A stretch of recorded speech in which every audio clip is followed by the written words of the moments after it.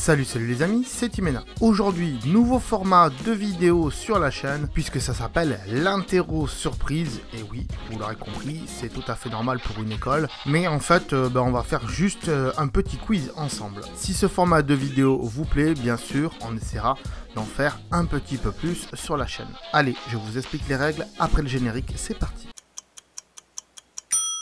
Donc, les règles de ce petit quiz aujourd'hui portent donc sur le Japon.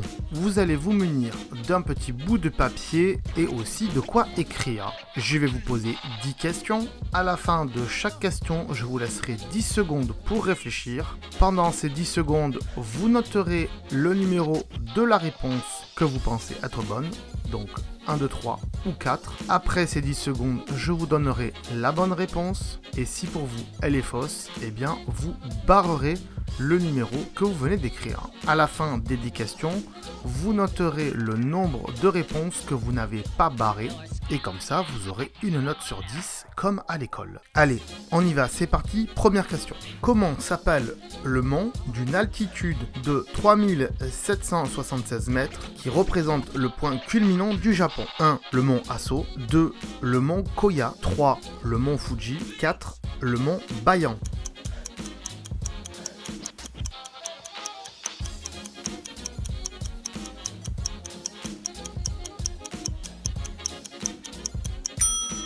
Et la réponse, bien sûr, c'était le mont Fuji. Deuxième question, qu'est-ce qu'un ryokan? Réponse 1, une auberge typique japonaise. Réponse 2, une chambre traditionnelle. Réponse 3, un hôtel de luxe. Réponse 4, un temple.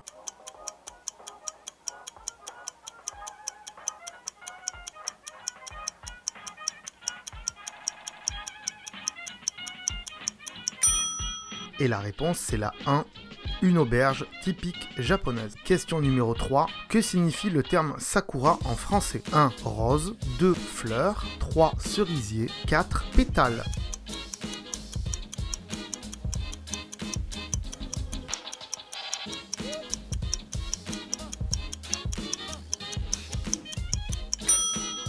Et la réponse, c'est la 3. Cerisier. Question numéro 4. Qu'est-ce qu'un onsen? Réponse 1, une piscine. Réponse 2, un jacuzzi en pleine nature. Réponse 3, le nom d'une rivière. Réponse 4, un bain thermal.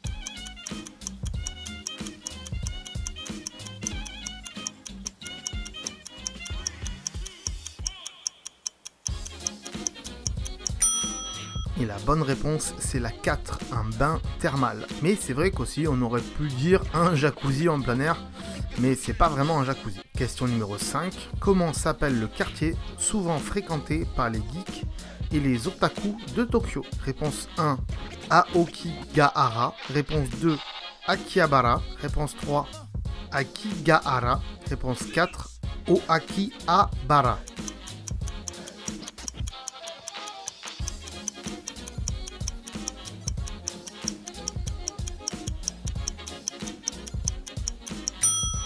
Et la bonne réponse, c'est la 2, Akihabara. Question numéro 6. Quel est l'autre nom qui désigne un kimono? Réponse 1, un yutaka. Réponse 2, un yukata. Réponse 3, geisha. Réponse 4, un obi.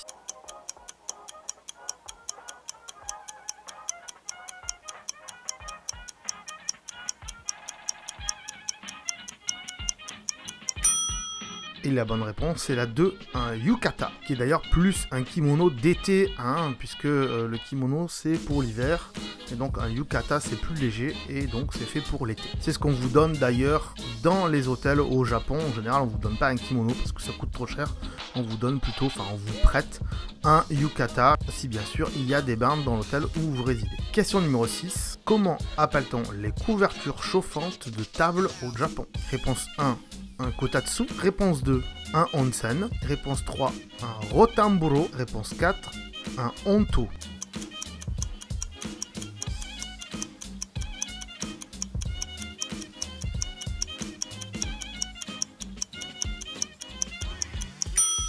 Et la bonne réponse, c'est la 1, un kotatsu. La rentrée scolaire au Japon se passe en réponse 1, septembre. Réponse 2, octobre.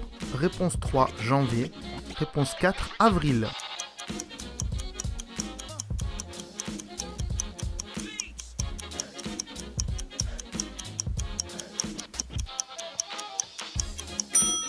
Et la bonne réponse, c'est la 4 au mois d'avril. Et oui, ça peut sembler bizarre, surtout qu'en été, il fait aussi chaud au Japon que chez nous en France, voire même plus chaud.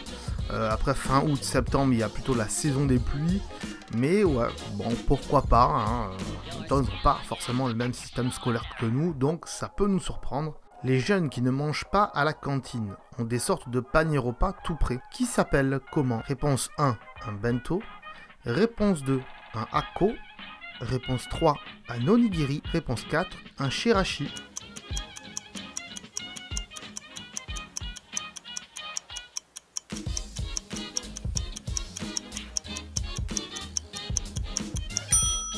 Et la réponse, c'est bien sûr la 1, un bento. Il n'y a pas forcément que les écoliers d'ailleurs qui l'utilisent, hein.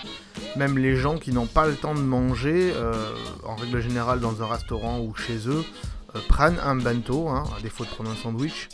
Un bento, c'est un peu comme un panier pique-nique en fait, donc voilà, pour les Japonais en tout cas. Et il y en a de différentes sortes, et puis tapez ça sur internet si vous voulez avoir plus d'infos là-dessus, bien sûr. Dernière question, donc la 10e. Qu'est-ce qu'un purikura? De toute façon, j'ai fait l'accent. Donc, un purikura, réponse 1, est-ce que c'est une cabine d'essayage? Réponse 2, est-ce que ce sont des toilettes spéciales? Réponse 3, est-ce que c'est un photomaton japonais? Réponse 4, une photo autocollante.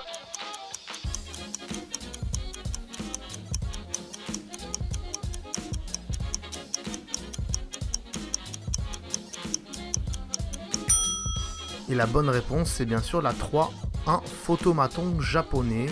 Oui, puisque c'est un photomaton qui ne sert pas qu'à faire des photos d'identité. D'ailleurs, c'est même pas fait pour faire des photos d'identité, c'est plutôt fait pour faire des photos de groupe entre amis, voilà. Souvent, c'est plutôt les jeunes filles qui vont aller faire des purikuras.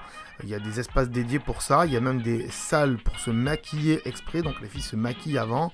Et après, dans le purikura, il y a un logiciel donc sur ordinateur qui vous permet directement de retoucher vos photos. Voilà, c'est un peu l'ancêtre des smartphones et des applications de retouche photo.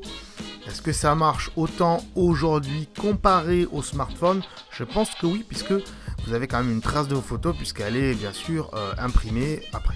Voilà les amis, écoutez, j'ai été très heureux de faire ce petit quiz avec vous.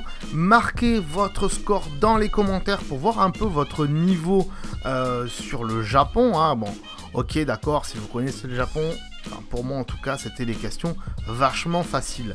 Mais peut-être que pour certains, ça peut être quelque chose de compliqué, pour ceux qui ne connaissent pas trop la culture japonaise. Et c'est en ça qu'est intéressant le quiz, c'est de pouvoir comparer entre vous où c'est que vous en êtes de la culture japonaise.